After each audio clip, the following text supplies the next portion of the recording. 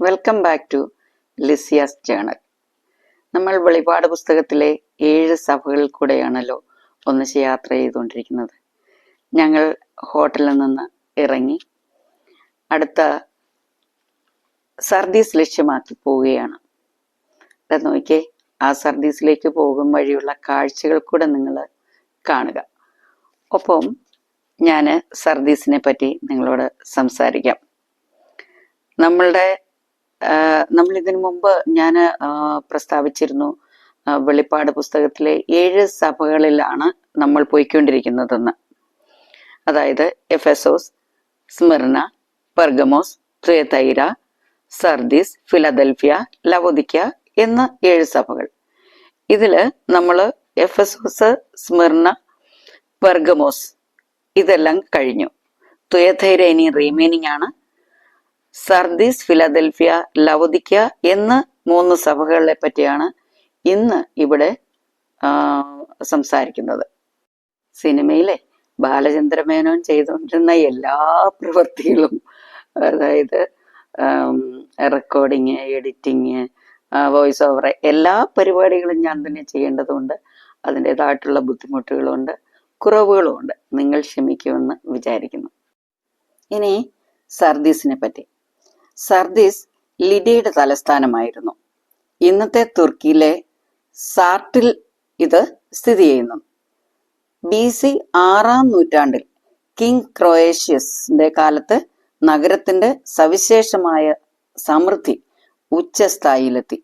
കല്ലുകൊണ്ട് നിർമ്മിച്ച ഒരു ഉറപ്പുള്ള കോട്ടയാൽ സർദീസ് പ്രശസ്തമായിരുന്നു.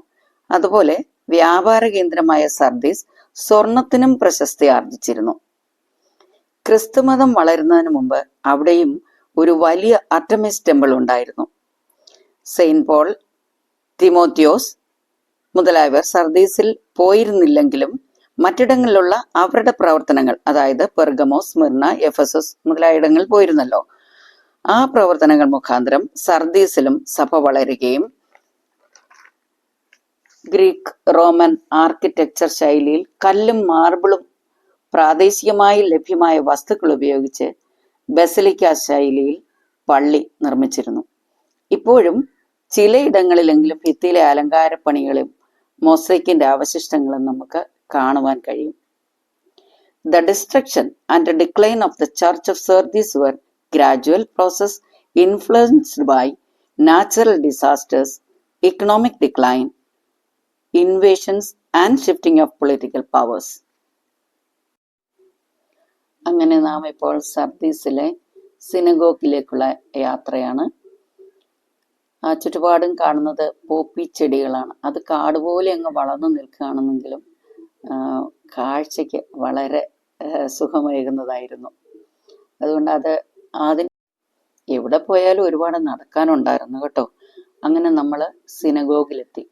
സിനഗോഗ് ഒരു ക്രിസ്തുവിന് ശേഷം, അതായത് AD 60 ശേഷമൊക്കെ പണിതതായിട്ടാണ് ചരിത്രകാരന്മാര് പറയുന്നത്. നിങ്ങൾ ഓർക്കുന്നുണ്ടാ ഞാൻ ഈ തറയും ഇതൊക്കെ കാണിക്കുന്നതെന്ന്? ഈ തറയിൽ ഒക്കെ അന്നത്തെ കാലത്തുണ്ടായിരുന്ന പണികളാണത്. അതൊരു തരം മൊസൈക്കാണ്. അതുപോലെ ഭിത്തിയിലും ചിത്രപ്പണികളൊക്കെ ഉണ്ട്. അത് ഈ ക്യാമറ പോകുന്നതൊക്കെ ഏതെങ്കിലും ഏരിയയിലൊക്കെ കാണുമ്പോൾ ഞാനത് ഫോക്കസ് ചെയ്തുകൊണ്ടിരുന്നതാണ്. ഇത്രയും, അതായത് 2000 വർഷങ്ങൾക്കപ്പുറം പണിത ഈ വസ്തുതകൾ ഞാൻ കാണുന്നതിനോടൊപ്പം നിങ്ങൾക്ക് നേരിട്ടല്ലെങ്കിലും ഇതിൽ കൂടെ കാണുമ്പോഴുള്ള സന്തോഷം. 1400-കളില് ഓട്ടോമൻ ചക്രവർത്തിയുടെ ഭരണത്തോടെ ഈ സിനഗോഗ് അല്ലെങ്കിൽ ക്രിസ്ത്യൻ കമ്മ്യൂണിറ്റിക്ക് നാശം സംഭവിക്കുകയായിരുന്നു. എർത്ത് മൂലമൊക്കെ നശിച്ചുപോയ ഈ കെട്ടിടങ്ങൾ പിന്നീട് അവർ ഒന്ന് റീകൺസ്ട്രക്ട് ചെയ്യാനായിട്ട് ശ്രമിച്ചിട്ടില്ല. ഇത് സർദീസ് ചർച്ചിന്റെ ഭാഗമാണ്. മിക്ക പള്ളികളും സന്ദർശിക്കുമ്പോൾ നമ്മൾ വാഹനം നിർത്തിയിട്ട് ഒരുപാട് നടക്കാനുണ്ടായിരുന്നു. എന്നാലും നമുക്കത്ര വിഷമമൊന്നും തോന്നിയില്ല ആ നടപ്പിന്. ഈ ആയിരക്കണക്കിന്, ഏകദേശം 2000 വർഷങ്ങൾക്ക് മുമ്പ് ഉള്ളതാണല്ലോ ഈ നിർമ്മിതികളെല്ലാം. അതിൻ്റെ അവശേഷിപ്പ് മാത്രമേ ഉള്ളൂ ഇപ്പം. ഒരു പള്ളിയായിട്ട് ഒന്നും നമുക്ക് കാണാനില്ല, എങ്കിലും അതൊരു സന്തോഷം നൽകുന്നതായിരുന്നു.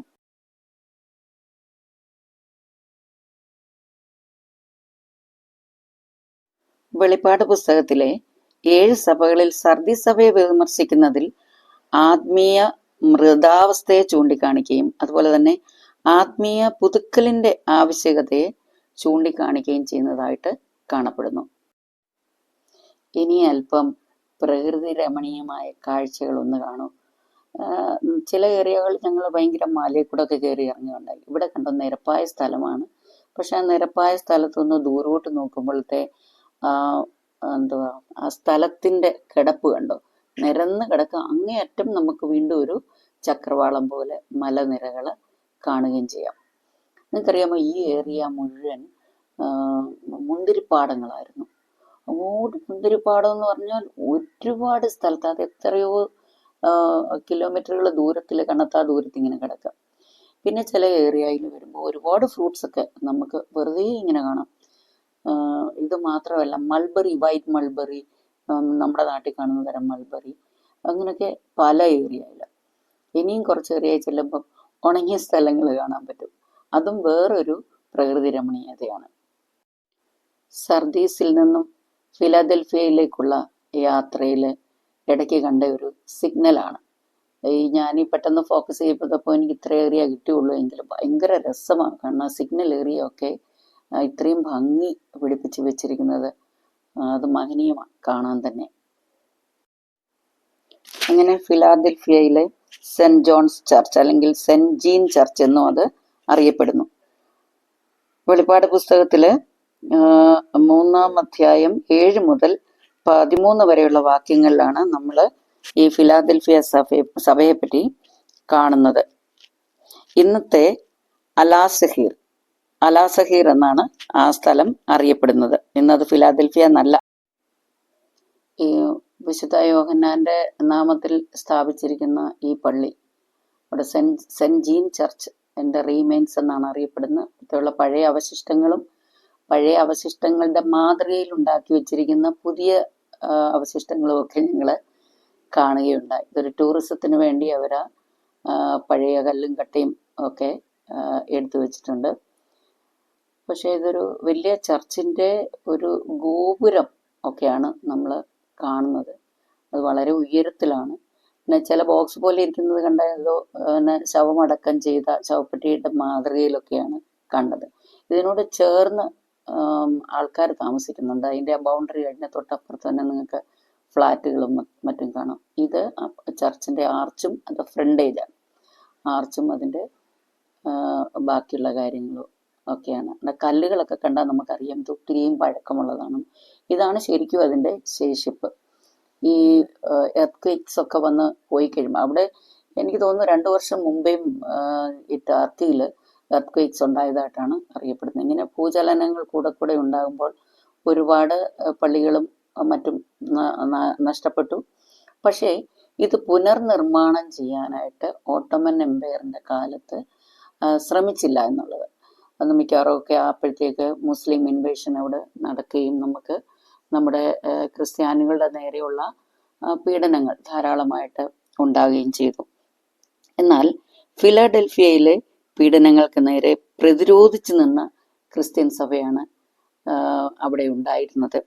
അതുകൊണ്ട് തന്നെ അവരുടെ അടിയുറച്ച വിശ്വാസവും വിശ്വസ്തതയും പ്രശംസനീയമായിട്ടാണ് നാം വെളിപ്പാട് പുസ്തകത്തിൽ വായിക്കുന്നത് തന്നെ. The church's legacy is a vital part of the broader narrative of Christianity's growth and survival in Asia Minor. ഇപ്പോൾ നിങ്ങൾ കാണുന്നത് ആർട്ടമീസ് ടെമ്പിളിൻ്റെ ഒരു ഭാഗമാണ്. ആർട്ടമീസ് ദേവിയുടെ മുഖവും അതിൻ്റെ ശരീരം ഇതിൻ്റെ താഴെ ഭാഗത്തായിട്ടുണ്ട്. ഇത് അവർ വിസിറ്റേഴ്സിന് കാണാനായിട്ട് അങ്ങനെ മോഡിഫൈ ചെയ്ത് ഇട്ടിരിക്കുന്നു എന്നേ ഉള്ളൂ. മിക്കവാറും ഏരിയയിലൊക്കെ അവരുടെ റോമൻ അല്ലെങ്കിൽ ഗ്രീക്ക് ദേവതകളുടെ പടം വെച്ചിരുന്നു, അതായത് സ്തൂപങ്ങൾ വെച്ചിരുന്നു. ഇനി നാം പോകുന്നത് ലവോദിക്ക സഭയിലേക്കാണ്. അപ്പം ആ പോകുന്ന വഴിയിൽ ഞങ്ങൾ അന്വേഷിച്ചപ്പോൾ അറിയാൻ കഴിഞ്ഞത് ഇത് ഗോതമ്പ് പാടങ്ങൾ വിളവായി നിൽക്കുന്നതാണെന്നാണ്. എന്നാൽ ചില ഏരിയയിൽ ചെന്നപ്പോൾ ഇതുപോലുള്ള പുല്ലുകൾ നിൽക്കുന്നത് കണ്ടു. പക്ഷേ മിക്കവാറും ഇത് കൃഷിസ്ഥലങ്ങൾ തന്നെ ആകാനാണ് സാധ്യത. കണ്ടോ, മണൽ ഈ മരുഭൂമി കൂടെ പോകുന്ന പോലെയല്ലേ നമുക്ക് തോന്നുന്നത്. ഇത് മരുഭൂമി അല്ല കേട്ടോ. ഇത് കൃഷിയിടങ്ങളാണ്. ഒരു പക്ഷെ വിളവെടുക്കാൻ പാകമായിട്ട് നിൽക്കുന്ന ഗോതമ്പ് പാടമായിരിക്കും. വെളിപ്പാട് പുസ്തകം 3-ാം അധ്യായം 14 മുതൽ 22 വരെയുള്ള വാക്യങ്ങളിലാണ് നാം ലവോദിക്ക സഭയെക്കുറിച്ച് കാണുന്നത്. ലവോദിക്ക റോമൻ പ്രവിശ്യയിലെ ഒരു സമ്പന്നമായ പ്രധാന നഗരമായിരുന്നു. ബാങ്കിങ്, ടെക്സ്റ്റൈൽസ്, മെഡിക്കൽ സ്കൂള് എന്നിവയ്ക്കും അത് പ്രശസ്തമായിരുന്നു. നിങ്ങൾ ആ ബൈബിൾ ഇതിനോട് ചേർത്ത് വെച്ച് വായിക്കുമ്പോൾ ഞാൻ ഈ പറഞ്ഞതൊക്കെ വാസ്തവമാണെന്ന് മനസ്സിലാവും. പിന്നെ ബസലിക്ക രീതിയിലുള്ള ഒരു വലിയ പള്ളിയുടെ അവശിഷ്ടങ്ങൾക്കിടയിലൂടെയാണ് ഞങ്ങൾ ഇതാ ഇപ്പോൾ നടന്നുകൊണ്ടിരിക്കുന്നത്. ഒരുപാട് ലിസ്റ്റൊക്കെ തന്നിട്ടുണ്ടെങ്കിലും നമ്മൾ ആ ഭാഗത്ത് ചെല്ലുമ്പം നമ്മൾ എന്താ കണ്ടെന്നുള്ളത് മനസ്സിലാകത്തില്ല. കാരണം എല്ലാം ഇടിഞ്ഞ് പൊളിഞ്ഞ് നശിച്ചൊക്കെയാണ് കിടക്കുന്നത്.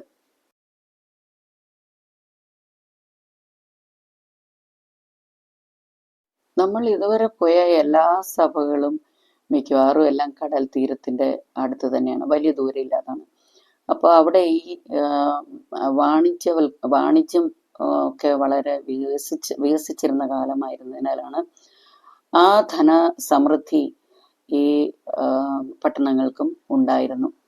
അതുകൊണ്ട് ഏറ്റവും നല്ല കല്ലുകളും മൊസൈക്കുകളും മാർബിളും അവിടെ ലോക്കലി മാർബിളിന്റെ നമ്മൾ പല ഏരിയയിലും യാത്ര ചെയ്യുമ്പോൾ കാണാം വഴിയിൽ പാറയടുക്കുകൾ.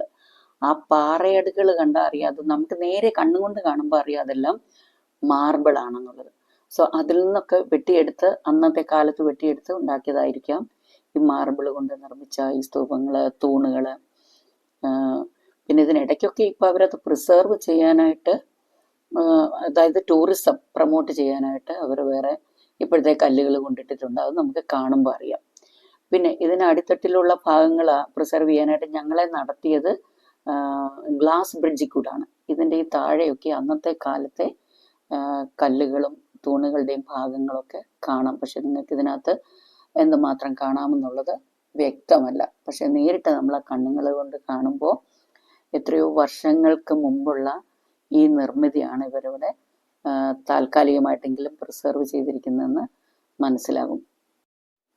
എഫെസോസ് സഭയുടെ ആ ഏരിയ നമ്മൾ എഫെസോസ് കണ്ടതുപോലെ തന്നെ വീതി വിശാലമായിട്ട് ഒരുപാട് സ്ഥലവും ഒരുപാട് നിർമ്മിതികളും ഇവിടെയും ഉണ്ട്. പക്ഷെ ഞങ്ങളൊരു ചർച്ചിലാണ് കാര്യമായിട്ട് കയറിയത്. അന്നുണ്ടായിരുന്ന സിനഗോഗ് ഓർ ചർച്ച് എന്നാണ് നമ്മളോട് പറഞ്ഞു തന്നത്. ഇതൊക്കെ നമ്മൾ ആ വെളിയിൽ കണ്ട ഓരോ ബോർഡില്ലേ അതിനോടനുബന്ധിച്ച് ഞങ്ങൾ ആ ഭാഗത്തോട്ട് നടന്നു പോയില്ല, ദൂരെ നിന്നിങ്ങനെ വീഡിയോ എടുത്തതേ ഉള്ളൂ. ഞങ്ങളിത് നേരിട്ട് കണ്ടെങ്കിലും കാണാത്തവർക്കായിട്ടാണ് ഈ കാഴ്ചകൾ. നിങ്ങൾക്ക് തോന്നും ഈ വീഡിയോ ഒക്കെ ഇത്രയും അനാവശ്യമായിട്ട് ഇത്രയും നീട്ടിക്കൊണ്ടു പോകണമെന്ന്.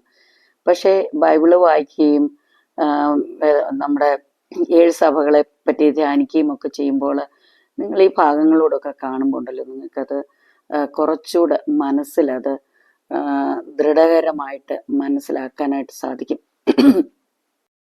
ഈ കല്ലുകളൊക്കെ ഒന്ന് സൂക്ഷിച്ചു നോക്കി, എന്ത് പഴയ കല്ലുകളാണെന്നറിയാമോ. എന്നാൽ അതിനോടൊപ്പം തന്നെ അവര് പുതിയ കല്ലുകളും വെച്ച് അത് സംരക്ഷിക്കാൻ ശ്രമിച്ചിട്ടുണ്ട്. പക്ഷേ നീ കണ്ടോ, ഇത് ഗ്ലാസ് ബ്രിഡ്ജിൽ കൂടാണ് ഞങ്ങൾ കയറി നടക്കുന്നത്.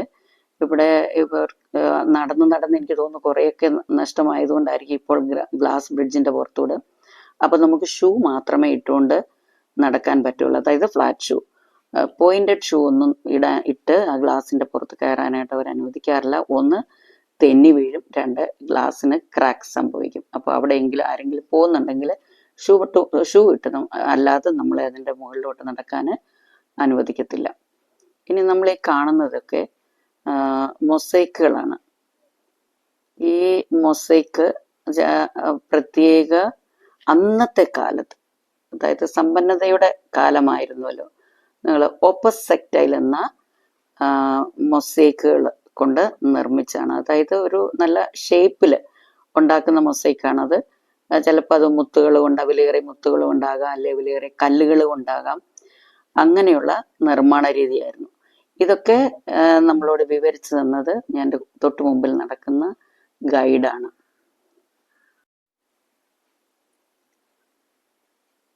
ഇനി നമ്മൾ വരുന്നത് അൾത്താരയുടെ ഭാഗത്തേക്കാണ്. അവിടെ അൾത്താര എന്ന് പറഞ്ഞ ഏകദേശം ഒരു ചുറ്റുപോലൊരു സാധനമേ നമുക്ക് കാണാനുള്ളൂ. കാര്യമായിട്ട് നമ്മൾ അടുത്ത് നിന്ന് കാണുമ്പോൾ അത് മനസ്സിലാകും ഇത് അൾത്താരയാണെന്നുള്ളത്.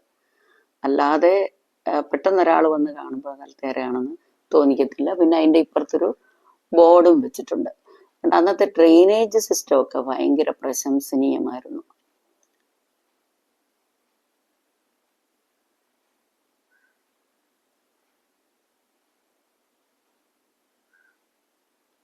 അൾത്താര കണ്ടോ, ഇതാണ് അൾത്താര. ഞാൻ ഇതിനു മുമ്പ് സൂചിപ്പിച്ചിട്ടുണ്ടല്ലോ, നമ്മുടെ ഈ പള്ളികളൊക്കെ മിക്കവാറും ക്രോസ് ഷേപ്പിലായിരുന്നു പണിതിരുന്നത്. ഇത് മാമോദിസ തൊട്ടിയാണ് കേട്ടോ, ജ്ഞാനസ്നാനം ചെയ്യിപ്പിച്ചുകൊണ്ടിരുന്ന ടാങ്ക്. മിക്ക പള്ളികളിലും ഇത് കാണുന്നുണ്ട്. വേറെ ഏതോ ഒരു പള്ളിയിൽ ഇരുന്നപ്പോൾ സ്ഥലം ഓർക്കുന്നില്ല ഇപ്പൊ, വേറൊരു ഷേപ്പില് വലിയൊരു കുളം പോലെ അത് കീ ഹോൾ ഷേപ്പിൽ ഉണ്ടാക്കി പണിതിരിക്കുകയായിരുന്നു. Saint John's ചർച്ചിലേതും വേറെയായിരുന്നു. ഇത് കണ്ട അവരുടെ ഡ്രെയിനേജ് സിസ്റ്റമാണ് ഞാനൊന്ന് പറയാനായിട്ട് ശ്രമിച്ചത്. ആ ഡ്രെയിനേജ് സിസ്റ്റത്തിന്റെ ആ ഏരിയയിൽ പോലും ഭിത്തികളിലൊക്കെ പിന്നെ അതായത് നമ്മുടെ ആത്മീയ രീതിയിലുള്ള ചിത്രങ്ങൾ ആലേഖനം ചെയ്തിരുന്നു എന്നാണ് പറഞ്ഞിരുന്നത്. എത്രയോ വർഷങ്ങൾക്ക് മുമ്പുള്ള ആ ചിത്രപ്പണി ഇപ്പോൾ വിസിബിൾ അല്ല എന്നുള്ളതും അദ്ദേഹം നമ്മളോട് പറയുകയുണ്ടായി. അതുപോലെ മൊസൈക്കിന്റെ കളറ് ഒക്കെ ചിലതൊക്കെ മെയിൻറ്റെയിൻ ചെയ്ത് പോകുന്നുണ്ട് അവര്. ഇനി ഇവിടെയുണ്ട് നമുക്ക് ഡ്രെയിനേജ് സിസ്റ്റം. ഞാൻ പറഞ്ഞപ്പോൾ നേരത്തെ ഒരു സഭയുടെ FSS സഭയുടെ കാണിച്ചപ്പോൾ ഞാൻ അവിടെ കക്കൂസുകൾ കാണിച്ചില്ല, പബ്ലിക് കക്കൂസുകൾ. അതായത് ഈ പള്ളിയോട് ചേർന്നും കക്കൂസുകൾ ഉണ്ടായിരുന്നു. അതിന്റെ പിറ്റ്സ് ഒക്കെ ഇപ്പോഴും അവിടെ റീറ്റെയിൻ ചെയ്യുന്നുണ്ട്. അവിടെ ഒരു ബോർഡും വെച്ചിട്ടുണ്ട്, അത് ലാബറട്ടറി ആണെന്നും പറഞ്ഞ്. ആദ്യം ഞങ്ങൾ വെറും ഒരു ഡ്രെയിനേജ് സിസ്റ്റമായിട്ടാണ് തോന്നിയത്. പക്ഷെ എങ്കിലും അന്നത്തെ കാലത്തും അതാ കണ്ട ലാബറട്ടറിയാണ്. അന്നത്തെ കാലത്തും എത്ര നന്നായിട്ടാണ് അവര് ക്ലോസറ്റ്സും ഒക്കെ ഉപയോഗിച്ചിരുന്നത്. Closed closets.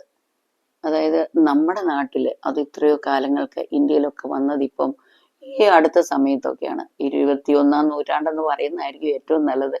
21ാം നൂറ്റാണ്ടിന്റെ തുടക്കത്തിലായപ്പോഴത്തേക്കാണ് മിക്കയിടത്തും ഒക്കെ കക്കൂസുകളൊക്കെ വെച്ച് കൊടുത്തത് തന്നെ. ഇത് BC-യിൽ പണി കഴിപ്പിച്ച കെട്ടിടമാണ്. ഒരുപക്ഷെ ചർച്ച് ആദ്യ നൂറ്റാണ്ടുകളിൽ, 1ാമത്തെയോ 2ാമത്തെയോ നൂറ്റാണ്ടുകളിൽ പണി കഴിപ്പിച്ചതായിരിക്കും. എങ്കിലും ഇതിന്റെ കല്ലുകളും അവശേഷിപ്പുകളും ഒക്കെ കാണുമ്പോൾ നമുക്കൊരു വല്ലാത്ത, ഞാൻ ഇതിനു മുമ്പ് പറഞ്ഞതുപോലെ തന്നെ ഉള്ളിൻ്റെ ഉള്ളിൽ നിന്ന് വല്ലാത്തൊരു ഫീലിംഗ് ആണ്. ക്രിസ്തു മതത്തിന് വേണ്ടി അന്ന് ചെയ്തിരുന്ന പള്ളികളും, അതും ഭയങ്കര വിശാലമായിട്ടുള്ളൊരു പള്ളി. ആ പള്ളിയുടെ ഒരു രൂപരേഖയും ഒക്കെ ഇതിനകത്ത് കാണിക്കുന്നുണ്ട്. അപ്പൊ ഇതുപോലിരുന്ന ഒരു പള്ളിയാണ് ഇപ്പൊ ഇടിഞ്ഞു പൊളിഞ്ഞ് നമ്മളിപ്പോ കാണുന്നത്. ഇത് കണ്ടോ, ഈ ചിത്രമൊക്കെ ആലേഖനം ചെയ്തിരുന്നതാണ് അവിടെ നേരത്തെ, ഇപ്പോൾ ഇല്ല. ഇപ്പൊ അതിന്റെ പുറത്തോട്ട് ഇറങ്ങാൻ നേരം ഞാനൊരു ബാക്ക് വ്യൂ എടുത്തതാണ്. പഴയ കല്ലുകളിൽ ചിലതെങ്കിലും അവിടെ വിശേഷിപ്പുണ്ട്. ആ പള്ളിയുടെ ഉള്ളിലുള്ള ചിത്രപ്പണികള്, അതിന്റെ അവശിഷ്ടങ്ങള്, മൊസൈക്ക് ഭാഗങ്ങള്, ആൾത്താര, മാമോദിസ തൊട്ടി, അതായത് baptism tank, drainage system, remains of toilets മുതലായവയൊക്കെയാണ് നമ്മളിപ്പോൾ കണ്ടത്. ബൈസന്റൈൻ കാലഘട്ടത്തിൽ ക്രിസ്ത്യാനിറ്റി ഫ്ലറിഷ് ചെയ്തുവെങ്കിൽ ഓട്ടോമൻ കാലത്ത് എല്ലാം നശിച്ചു. ക്രിസ്ത്യാനിറ്റി തന്നെ, അതായത് ക്രിസ്ത്യൻസിന്റെ അംഗസംഖ്യ വരെ വളരെയധികം കുറഞ്ഞുപോയി. ഇപ്പോൾ ടർക്കിയിൽ അധികം ക്രിസ്ത്യൻസ് ഇല്ല എന്ന് തന്നെ പറയാം. ഞങ്ങൾ അവിടെ നിന്നിറങ്ങി ഉച്ചഭക്ഷണം കഴിച്ചു. കണ്ടോ, കുറെ പേരൊക്കെ വെട്ടി വിഴുങ്ങുന്നത് കണ്ടോ. മിക്കവാറും എല്ലായിടത്തും ഏകദേശം ഒരേ തരത്തിലുള്ള ആഹാരങ്ങളൊക്കെ തന്നെയാണ് നമുക്ക് കിട്ടിയത്. ടേസ്റ്റിലും വലിയ വ്യത്യാസമൊന്നും പലയിടത്തും തോന്നിച്ചില്ല. ബ്രേക്ക്ഫാസ്റ്റ്, ലഞ്ച്, ഡിന്നർ, മൂന്ന് ടൈമിൽ 3 ടൈപ്പ് ഫുഡായിരുന്നു എന്നത് മാത്രം. ഇനി അടുത്ത വീഡിയോയിൽ നമ്മൾ കാണാൻ പോകുന്നത് ഹീറാപോലിസ് ആണ്. അതായത് നീ ശീതവാനുമല്ല ഉഷ്ണവാനുമല്ല എന്ന് പറയുന്ന ഒരു ഭാഗം കൂടെ ബൈബിളിലുണ്ടല്ലോ. ഈ ലവോദിക്ക സഭയെ നോക്കി 3:16 പറയുന്നുണ്ട്. അപ്പൊ അതിനെ ചുറ്റിപ്പറ്റിയുള്ള ചില കാര്യങ്ങൾ അടുത്ത വീഡിയോയിൽ നമുക്ക് കാണാം. ഞങ്ങൾ ആ സ്ഥലത്തോട്ടാണ് നേരെ ഇപ്പോൾ ബസ്സിൽ പോയിക്കൊണ്ടിരിക്കുന്നത്. Thanks for watching. Thank you.